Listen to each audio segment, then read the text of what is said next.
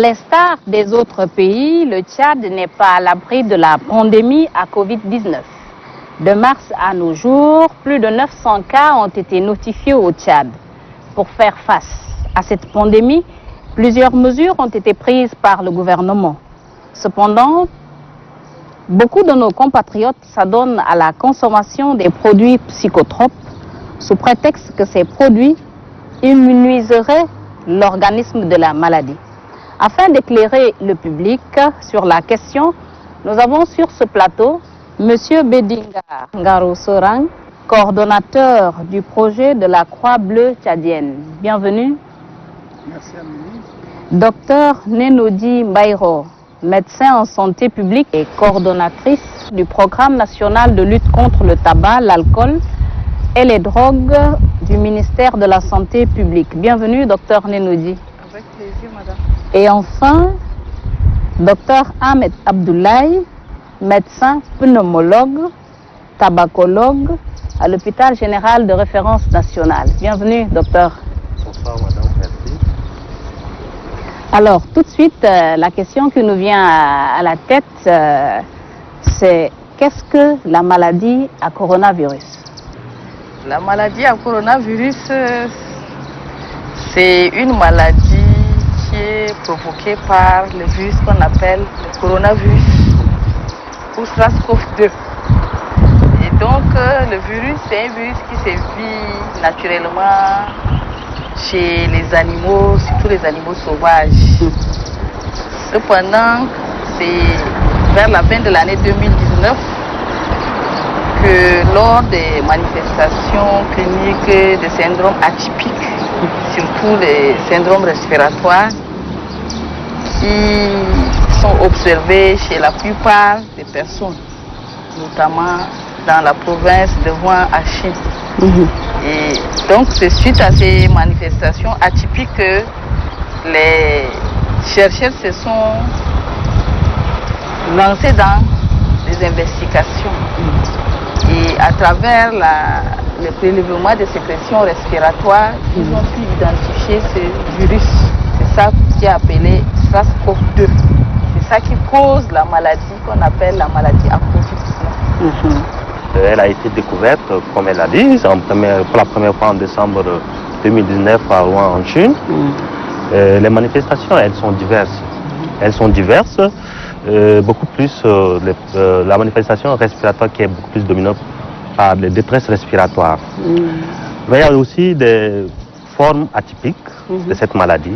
Il y a des, lesquelles, par exemple? il y a des personnes qui sont les jeunes, les personnes âgées, mais qui n'ont pas de comorbidité. Ceux-là, ils ne font pas ces manifestations cliniques. Et ça, ce sont ces personnes-là qui sont beaucoup plus à risque parce qu'ils ne font pas les symptômes. Et du coup, ils restent, ils font de la maladie et ils transmettent la maladie. D'accord? Les symptômes les plus fréquents, par exemple? C'est la détresse respiratoire. C'est ce que nous appelons en notre jargon la dyspnée. Ok. La dyspnée, la toux.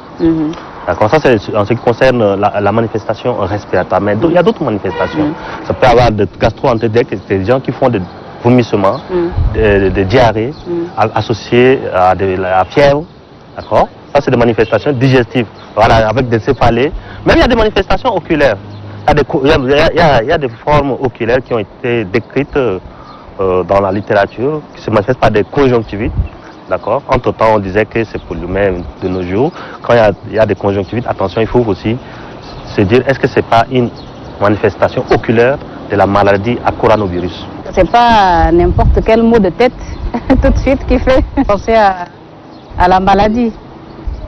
Avec les courbatures, la fièvre, etc. Et c'est ce qui fait que les gens pensent que c'est le parasites. Ils prennent avec. Au fur et à mesure, l'état de santé s'aggrave. Ça augmente également le risque de mortalité. Et ça peut se cacher derrière ça. D'accord. Quelle est la situation actuelle de la pandémie dans le monde et particulièrement même au Tchad, parmi nous ici? C'est plus ou moins favorable, on peut le dire comme ça. Voilà. Avec les chiffres que nous avons. Parce que si on compare même les taux de décès, bien les taux de létalité, par rapport au mois antérieur, surtout le mois de mai, mars, où il y avait mai. beaucoup, voilà, mars, mai, jusqu'à avril à mai, il y avait eu beaucoup de cas de décès.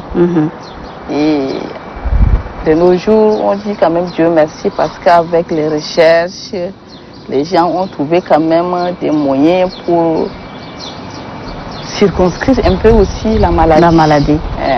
Et avec des mesures que les États ont mises sur pied, telles que les mesures barrières, ont fait que la propagation également de la maladie a un peu ralenti, ailleurs comme chez nous. Donc de façon globale, l'évolution est quand même favorable, là il faut le dire. Mais le problème en est que, vu la virulence, la vitesse de la propagation de cette maladie, même s'il y a un cas, on doit toujours faire très attention. Cela ne veut pas dire que la maladie n'est pas là. Le risque est toujours là. Monsieur Bellingar, au niveau de la Croix-Bleue, qu'est-ce qui est fait dans ce sens, dans le sens de la sensibilisation, depuis que la maladie existe? Au niveau de la Croix-Bleue tchadienne, étant une association à vocation de lutte contre l'alcoolisme, le tabagisme et les autres toxicomanies, nous, dès l'apparition de la maladie, nous avons dû redéfinir nos stratégies pour faire de la prévention à travers l'information, la sensibilisation des communautés sur l'alcool, le tabac et les autres drogues qui constituent des facteurs de risque de cette maladie. Comme les médecins l'ont dit tout à l'heure, c'est une maladie qui attaque l'appareil respiratoire et donc les tabacs, l'alcool prédisposent justement à ces infections-là. Ils diminuent l'immunité de l'individu et donc peuvent constituer des facteurs à risque. À notre niveau, nous avons entrepris au niveau de la Croix-Bleue tchadienne des activités à l'endroit des jeunes, surtout, qui sont les cibles de l'industrie du tabac, de l'industrie de l'alcool, pour faire de la prévention sur les réseaux sociaux, puisque les activités présentielles étaient difficiles. Nous avons donc multiplié des activités sur les réseaux sociaux où nous faisons des émissions d'échange avec les jeunes pour qu'ils diffusent cela par la paire éducation auprès d'autres jeunes. Nous avons également réalisé des émissions avec des radios partenaires et diffusé des spots publicitaires dans le cadre de la prévention contre la maladie à Covid-19 et le tabac et l'alcool qui constituent les principaux facteurs de risque dans notre communauté. D'accord, je vais m'adresser aux médecins. Est-ce qu'avec ce qu'on a vécu avec la pandémie du coronavirus, pensez-vous que nous avons vraiment le plateau technique nécessaire en cas d'une autre pandémie, si jamais ça s'installait? Il ne faut pas aussi dire que depuis l'arrivée de cette pandémie, dans notre pays, le pays n'a rien fait. Nous disons quand même Dieu merci parce que à l'époque, même le test qui permet de faire le diagnostic rapide, la capacité n'était pas très élevée. Et de nos jours, le pays a la capacité de tester les cas jusqu'à presque 200 tests par jour. Parce que quand il y a des cas de suspicion, ce qui est important, c'est de faire le diagnostic rapide. Et lorsque la maladie est détectée, il faut maintenant prendre des mesures pour l'isolement et voir maintenant les contacts. Et donc sur ce point, je pense que le Tchad a fait quand même des avancées qu'il faut saluer. À l'époque, comme la maladie était venue de manière trop brusque, où le pays ne s'est pas préparé, etc. Et maintenant, il y a des différentes commissions, il y a des différentes sous-unités qui sont mises sur pied, que ce soit à travers les différents ministères tels que votre ministère. Au niveau du ministère de la Santé, il y a les unités des investigations, de suivi, etc., les grandes commissions, etc., que ce soit dans les délégations. Donc, par rapport à toutes ces dispositions, on espère que si jamais il y a des recrudescences, on peut quand même faire face à ça, mais on ne peut pas quand même le souhaiter. Oui, bien vraiment sûr. La virulence de ce virus. Voilà, de ce virus, on ne peut pas quand même le souhaiter. D'accord. Docteur Ahmed, quel lien on peut faire entre Covid-19 et la consommation de l'alcool, du tabac, de la drogue? Quel lien on peut faire? Merci madame. Je pense que non seulement la maladie à Covid-19, mais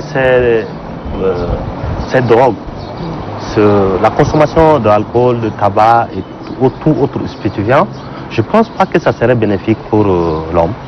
Vous voyez que, surtout le tabac était délétère depuis toujours pour l'organisme. Sur le plan économique, vous dépensez énormément de l'argent, d'accord? Vous vous intoxiquez. Et en plus, si un jour, on ne souhaite pas, mais si jamais ça crée des défaillances au niveau du système respiratoire, et si jamais, imaginez que vous attrapez la maladie à Covid-19, ce sont ces patients-là qui font toujours des formes graves avec des pronostics souvent réservés, c'est-à-dire difficilement récupérables. La même chose pour l'alcool. L'alcool, quand vous consommez beaucoup d'alcool, vous êtes exposé au risque d'immunodépression. Vous allez avoir un déficit immunitaire, c'est-à-dire que les cellules de l'organisme ne pourront pas jouer leur rôle de défense. Et donc vous êtes exposé à des infections, non seulement la maladie à Covid-19, mais la cirrhose peut faire des complications, un type de cirrhose, de la tuberculose, d'accord, et qui vont engager d'abord le pronostic vital. Et sur le plan social, vous dépensez énormément de l'argent. D'ailleurs, ceux qui consomment beaucoup, ils sont pas à la maison. Vous n'avez pas de temps pour éduquer vos enfants. Vous n'avez pas de temps pour ne serait-ce que planifier ce que vous devrez faire.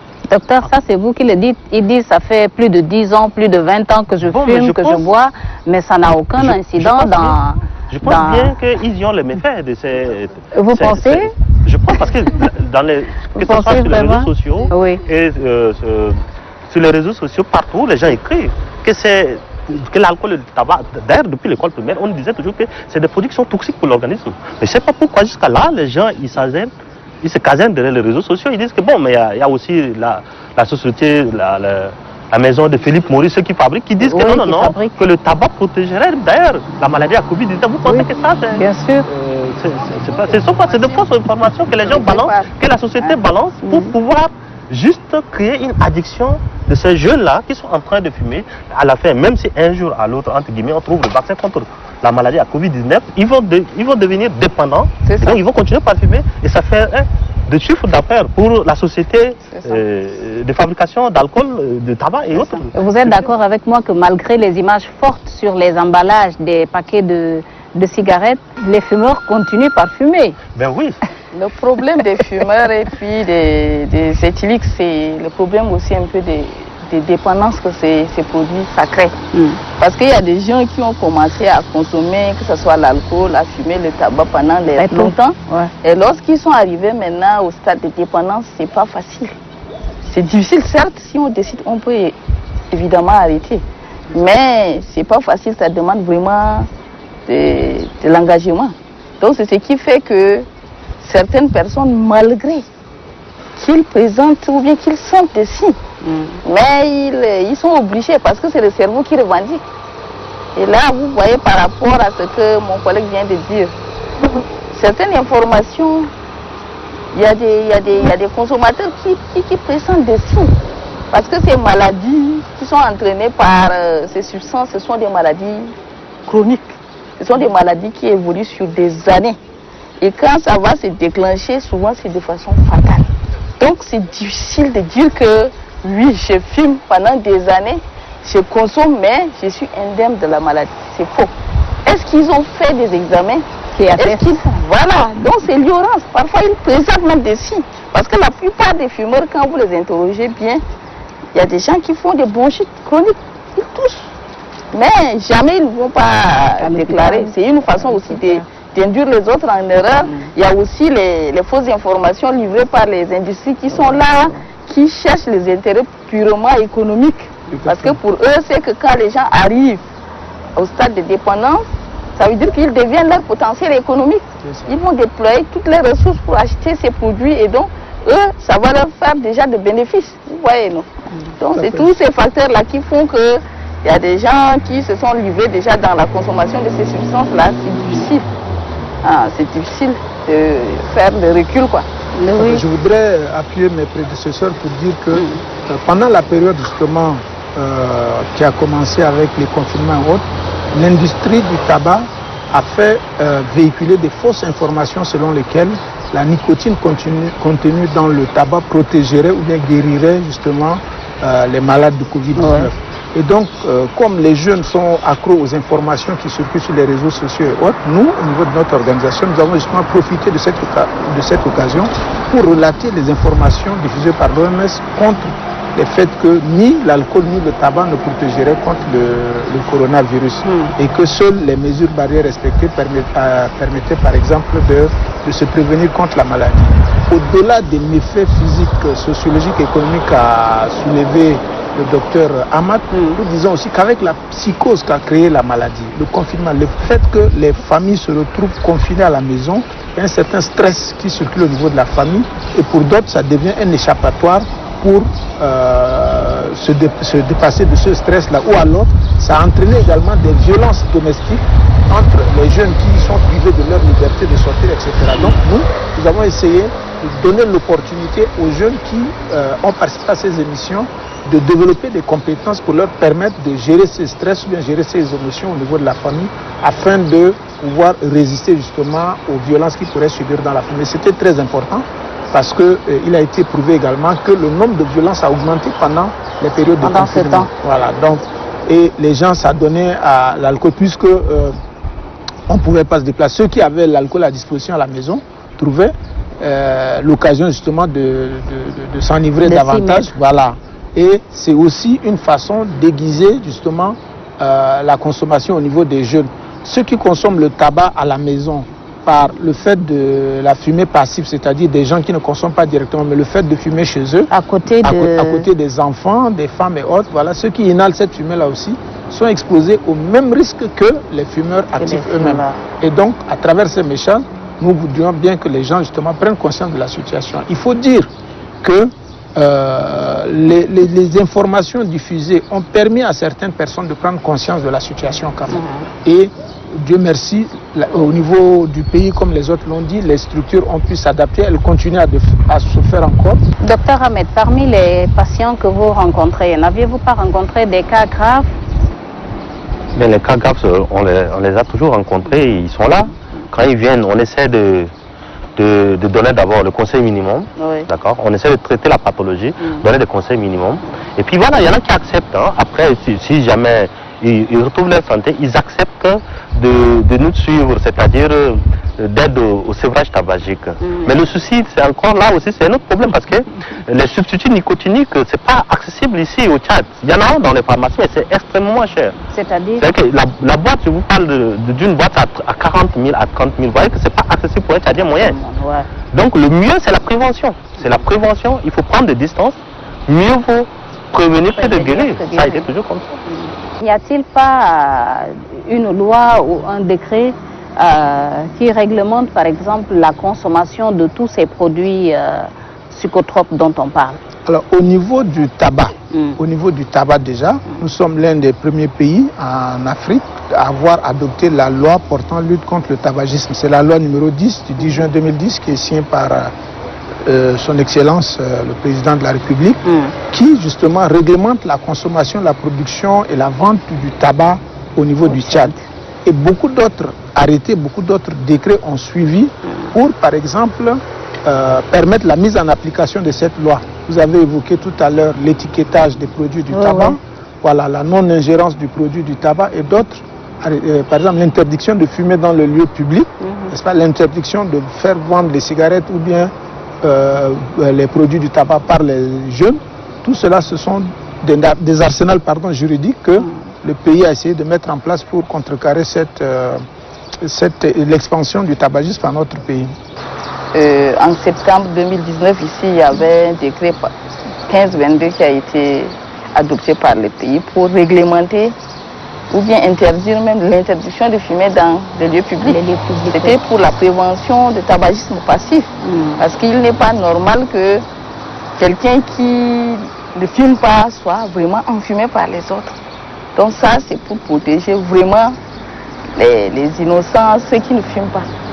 Mais c'est l'application maintenant ou bien l'observance par rapport à ça.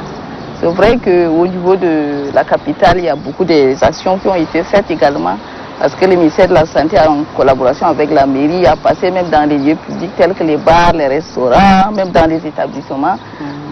Au vu de ces décrets, on a fait des implantations de signalétiques qui indiquent déjà l'interdiction de fumer dans ces lieux-là. Donc ça, c'est des avancées, mais certes, il y a des gens qui y ont toujours. Peut-être que c'est dans le domaine de la lutte contre l'alcoolisme, c'est ça où il y a un peu de retard. C'est là où il y a un peu de retard, mais ça va venir. Ça va venir. Docteur Ahmed, Quels sont les risques de propagation de la Covid-19 aux personnes qui s'échangent par exemple les bâtons de cigarettes ou bien les chichas qui sont fumés un peu partout dans la ville, dans les quartiers? Quels sont les risques de propagation? Oui, ben, merci madame. Je pense que les risques ils sont énormes. Commençons d'abord par même les pathologies telles que l'hépatite. Le fait de prendre de la salive chez un patient qui a déjà la maladie et vous prenez, essayez de fumer, vous voyez que vous risquerez d'attraper la maladie et vous faire l'évolution. En plus de ça, il y a d'autres complications. Par exemple, la maladie à Covid-19. On vous dit de ne pas, de toujours se moucher, de se couvrir avant tout et faire des trucs. Mais si vous venez, vous prenez encore le bâton de cigarette avec autrui pour fumer. Imaginez ce qu'il a inhalé. Vous risquerez d'inhaler et encore aggraver et sinon attraper la maladie. Donc ces patients sont exposés à plusieurs pathologies. Même la forme de... Il y en a qui s'injectent même, il y a des formes. D'accord? Et là, vous faites encore d'autres complications. Même vous pouvez attraper le VIH si c'est la forme injectable que vous l'utilisez. Ouais. Donc vous voyez que les risques sont énormes. C'est un produit qui est toxique. Mieux ne pas fumer. Je conseillerais à vous voyez par exemple le chicha, c'est sur la même pipe que 3 ou 4 personnes utilisent à la fois. Alors que si nous prenons même le cas de coronavirus, ça veut dire que le virus, dans les sécrétions salivaires également, il y a le virus qui peuvent exister. Et quand une personne fume et que la deuxième personne qui vient fumer avec ce même type, directement la personne peut contracter la maladie. Et donc ça constitue un facteur de propagation de cette maladie à Covid-19. Et si nous prenons même le cas de l'alcool, et en tenant compte par exemple des conditions dans lesquelles les gens servent ces boissons, dans le débit de boissons, que ce soit dans les cabarets, dans les bars. Parce que si on utilise par exemple les matériels tels que le verre, les calebasses, dans le cas des cabarets par exemple, généralement je ne pense pas que les gens doivent prendre vraiment des dispositions pour rincer normalement avec de l'eau javelisée ou bien avec du savon, je ne pense pas. Et là, ça devient déjà un risque de propagation de cette maladie. Et sinon, normalement, quand on sert quelqu'un avec un verre ou bien avec des gobelets, il faut d'abord nettoyer correctement avec un détergent avant de servir quelqu'un d'autre. Mais si les gens ne prennent pas vraiment les dispositions par rapport à ça, c'est déjà un risque de propagation. Donc, il y a une multitude de clients qui attendent. Effectivement, et pour ces gérants, peut-être c'est l'argent aussi, c'est leur intérêt. Mais néanmoins, nous profitons de votre micro pour vraiment attirer leur attention. Si jamais ceux qui ne font pas, il faudrait qu'ils le fassent parce que c'est important également pour la santé de leurs clients. Il faut vraiment veiller à cela. Ils prennent vraiment la précaution de désinfecter correctement parce que le virus peut résister, peut se vivre également dans un milieu humide. Oui, et là, si on met seulement dans l'eau et puis on enlève, on sert quelqu'un d'autre, facilement ça peut favoriser la transmission d'un individu à un autre. Bien que c'est diversement observé par les personnes, on observe toujours des gens qui arrivent ivres, on ne sait pas bien que les bars et les cabarets soient fermés, mais il faut se dire que ça a contribué quelque peu, soit-il, à réduire justement les cas de propagation. J'ai comme l'impression que ça a été réouvert d'une manière ou d'une autre. Et oui, allez-y. Il faut quand même chercher à mettre rigueur sur les mesures pour protéger quand même les clients. Pour la santé, oui, effectivement. L'économie, oui, mais c'est d'abord la santé. Parce que vous pouvez avoir des tonnes d'argent, mais si vous n'avez pas de la santé, vous ne pouvez pas utiliser ce projet. Donc je pense que ça, le gouvernement a essayé de lever certaines mesures, mais les gens sont en train d'abuser. Imaginez, vous faites le tour dans les débits de boissons, dans les quartiers sud de la capitale, vous allez voir que les mesures de distanciation sociale ne sont pas respectées. Bien sûr. Les gens, ils consomment comme s'il n'y a pas. Et du coup, je suis sûr, je ne souhaite pas. Mais si on ne fait pas attention, on risquerait d'avoir encore d'autres foyers communautaires. C'est un grand souci. Moi, quand je fais le tour, surtout les week-ends, j'observe, mais c'est cruel. Je pense que, c'est vrai, les gens, ils s'acharnent devant l'économie. Mais le mieux, ce qui est primordial, c'est d'abord la santé. Même si, moi je ne conseillerais pas seulement prendre les dispositions pour rincer le verre comme disait mon prédécesseur, mais le mieux c'est d'arrêter. c'est d'arrêter la vente de ces alcools et autres stupéfiants. Aujourd'hui, par exemple, il est interdit au niveau des grillades d'acheter et de partir avec. Voilà un exemple. Mais n'empêche que... Non, mais au fait, au début, les gars respectaient, mais c'est ces derniers temps que les gens ils viennent, mais malgré ça. On dirait qu'on a baissé la garde. Donc, cela ne veut pas dire qu'on interdit aux gens de consommer. Ouais. La personne peut acheter une dose, amener chez soi et puis consommer. Mais les gens ont pensé que c'est égal à interdiction. Or, ça c'est une mesure, c'est pour éviter les attroupements, comme il vient de dire. Et même déjà sous l'effet de l'alcool, on ne peut pas quand même dire qu'on peut respecter, c'est pas possible. Et même les mesures barrières. Effectivement. Beaucoup se disent, bon, mais est-ce que réellement la maladie existe? Il y a des gens qui ont jusqu'à aujourd'hui, malgré qu'il y a des cas de décès dans notre pays, mais il y a des gens qui ont, mais en tout cas... Malgré les nombres de décès qui sont tous les jours publiés sur les antennes, malgré les statistiques qui sont publiées, il y a beaucoup de gens qui ne croient pas encore ou pensent que cela n'arrive qu'aux autres. Mais voilà pourquoi les médias disent que voilà, il n'y a pas de médicaments, il n'y a pas de vaccin et que de l'autre côté, l'État déclare les cas de guérison. Donc ça, c'est des tromperies. Alors que la différence entre les médicaments pour traiter le malade, un médicament curatif et un vaccin, il y a une grande différence. Quand on parle de vaccin, c'est par rapport au but de santé publique, c'est pour la prévention primaire. Mais comme il n'y a pas de vaccin pour agir durement, ceux qui sont malades, néanmoins, il faut également leur adresser les médicaments curatifs. Que direz-vous à ceux qui pensent vraiment que la consommation de ces produits-là permet d'immuniser Covid-19? Ça c'est impossible. C'est impossible, comme Dr Ahmed vient de dire là. Déjà l'alcool entraîne la baisse de l'immunité, les défenses de l'organisme. Parce que ça, tout ce qui permet à l'organisme de rejeter ou bien de s'attaquer à un corps étranger, c'est l'immunité. Mais quand il y a une baisse de défense de l'organisme, ça veut dire que l'organisme est exposé à toutes sortes d'attaques, de maladies. En dehors même de cette maladie, à Covid-19, il y a d'autres maladies aussi. Et il a pris l'exemple de cirrhose, qui est liée à l'alcool. Par exemple, là, c'est des conséquences très graves, avec des risques de survie très minimes, vous voyez, non? Et pareil pour les cas de tabac ou bien soit la chicha, etc. Parce que ce sont des produits qui s'attaquent également aux poumons. Et donc ces gens, peut-être qu'ils s'appuient sur les fausses informations livrées par les industries tabac et alcool pour se faire de l'argent et puis eux, ils ne mesurent pas les conséquences qu'ils s'adonnent à ça. Sinon, normalement, ces substances sont vraiment délétères pour la santé de façon générale et par rapport également à la maladie à Covid-19. Oui, M. Bendiga. Oui, je voudrais rajouter que ce sont des fausses informations qui sont véhiculées justement par l'industrie du tabac ou bien les consommateurs eux-mêmes du fait de leur dépendance pour trouver des échappatoires pour pouvoir consommer leurs produits. Mais aucunement, on dirait aucunement, la nicotine contenue dans le tabac ne peut protéger contre la Covid-19, ni l'alcool ne peut être un moyen de prévention ou de traitement de la Covid-19. Jusqu'alors, la science est catégorique là-dessus. Là-dessus. Docteur Ahmed. Je pense que ces produits n'ont jamais été bénéfiques. Que ce soit pendant ou après la maladie à Covid-19, le tabac, l'alcool, ça n'a jamais été bénéfique pour l'organisme. Je demanderai à mes concitoyens d'arrêter ces drogues.